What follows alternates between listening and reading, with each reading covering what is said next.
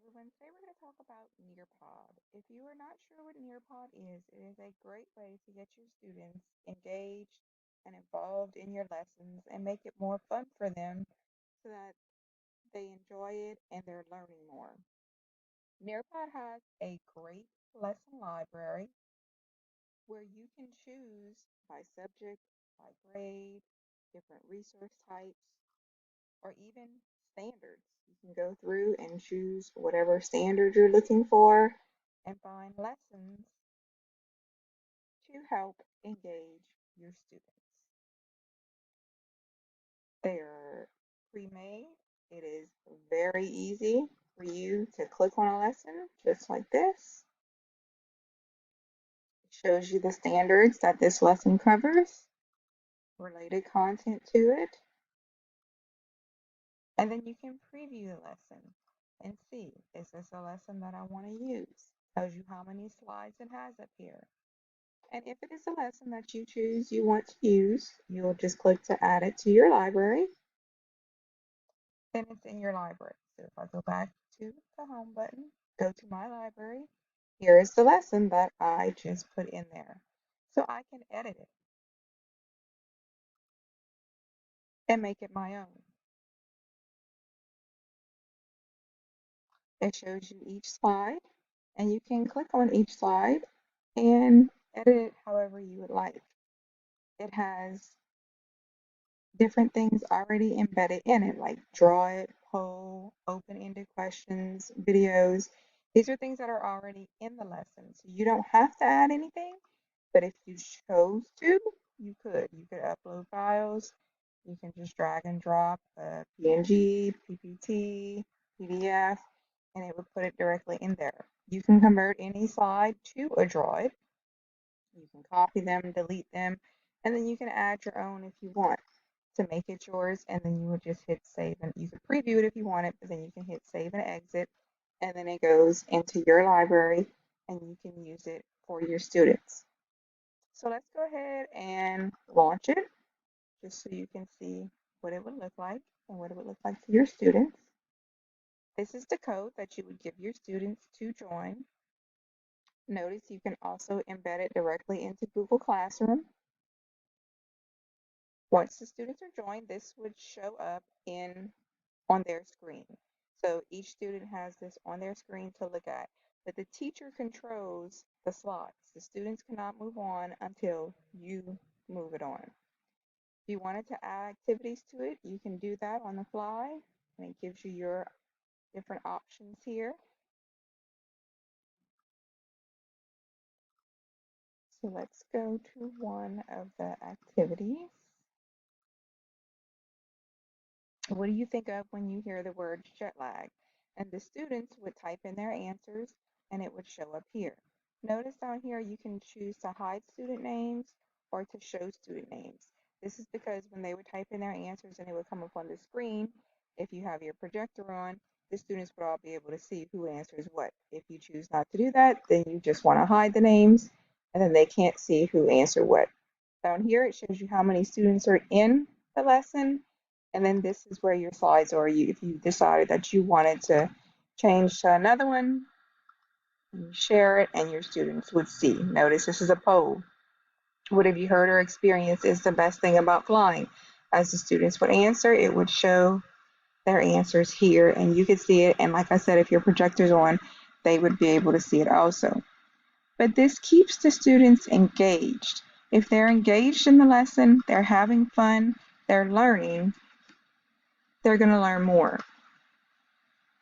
If you get to one with a video, you can decide whether you want each device to play it or if you just want to play it on your device, your teacher device, on the screen, and then the students could just all watch it at one time.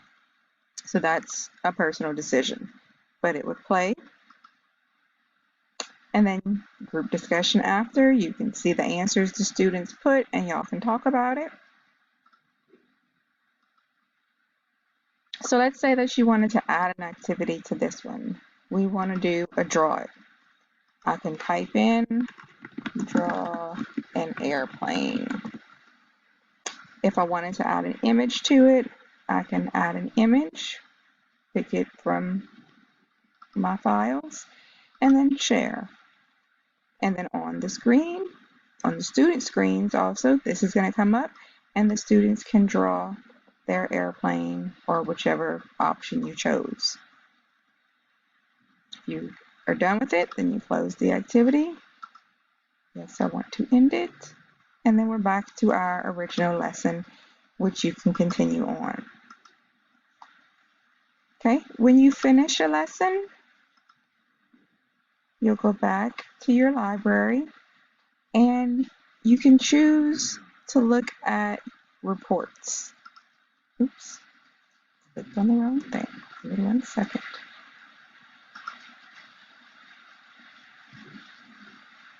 So these are lessons that I have done in the past with students.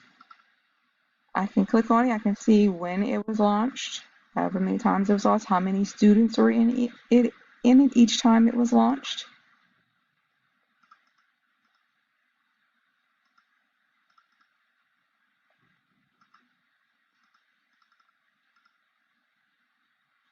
And here is my session report. I can see the students' names and I can see their participation. And this one I can download to a PDF. I can do it by session view, student view.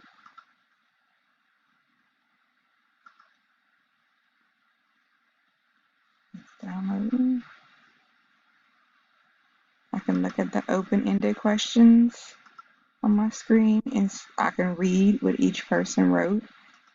I can look at the collaboration board, see what they put, and this is a great tool right here. It's kind of like a cork board or whatever, and students can put in their answers and then other people, teacher or student, can like it. So let's look at the session report that I pulled up.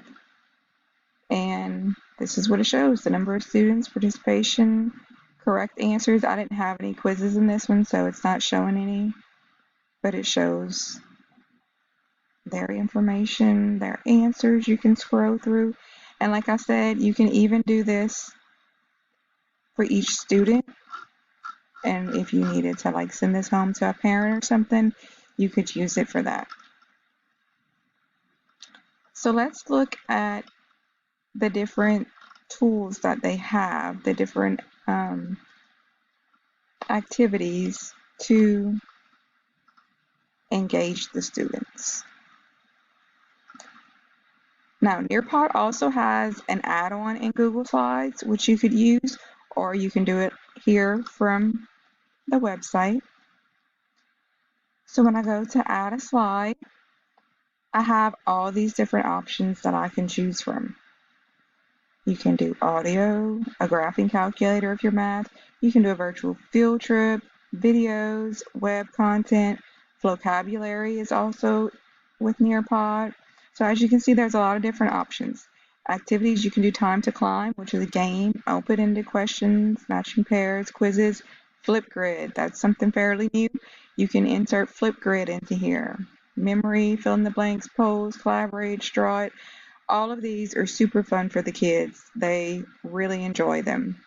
So let's look at the collaborate. That's one of my favorite ones. You would enter your topic. What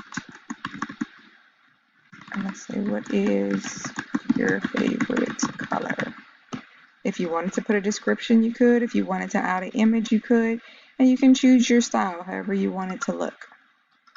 Hit save. And there it is right there. So when you would preview or share your lesson, it's coming. It comes up right here. The students can add their answer. They could even insert a picture and they can search with Google Safe Search, which is really cool. So let's just say blue. We want to add this color blue, save it, and let's post it. And it comes up there, but it would show on the lesson part, it would show the picture if you inserted a picture, and then other people can like it. There we go, it showed up now. Okay, let's go look at some other ones real quick. Add another slide, and we want to do a field trip. So you can search where you want to go. So I want to go to Paris.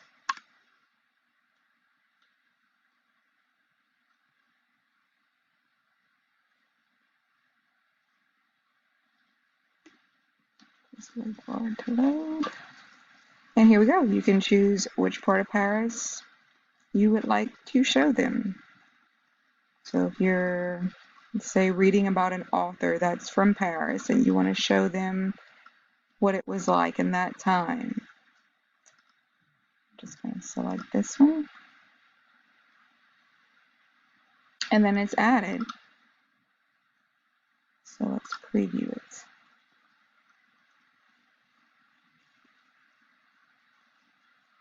And here we go. This would be like if you have virtual reality glasses, but you don't have to do it like that. You can just look at it here. You can turn to get a full 360 view of it. Go up and down so that people can see, the students can look at it. You can examine certain parts of it if you want. But it's a virtual field trip. How cool is that?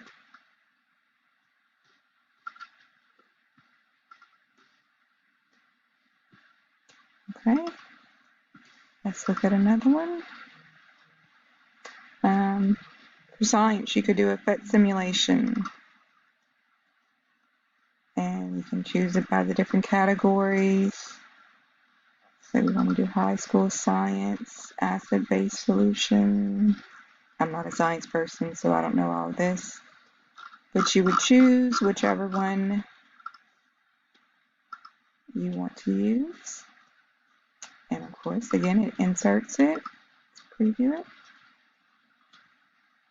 So instead of having to give students this big long URL that they have to type in, it's directly there at the slide. When they click on it, when they're doing the lesson, it just automatically comes up and they can do whatever they need to do in here and see what happens. Oops.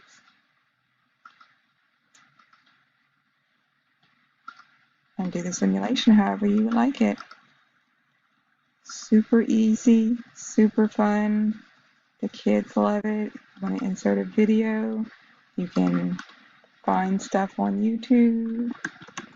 We're just going to go with acid and base again because that's what we just did. Oh, I like this video, so I'm going to save it. There it is. It'll come up and play directly on the kids' screen, so you don't have to give out all these different things. It's all there in one. And then, of course, you can also just add a slide that just has a slideshow and just has your information on it. You can upload it, your images directly from your Google Drive or Dropbox or wherever you have it saved. You can search for images to do with Google Safe Search. So again, very fun for the kids. You play with it, find whatever you like, whatever works for your classroom, insert it, and then just have fun. Have a great day.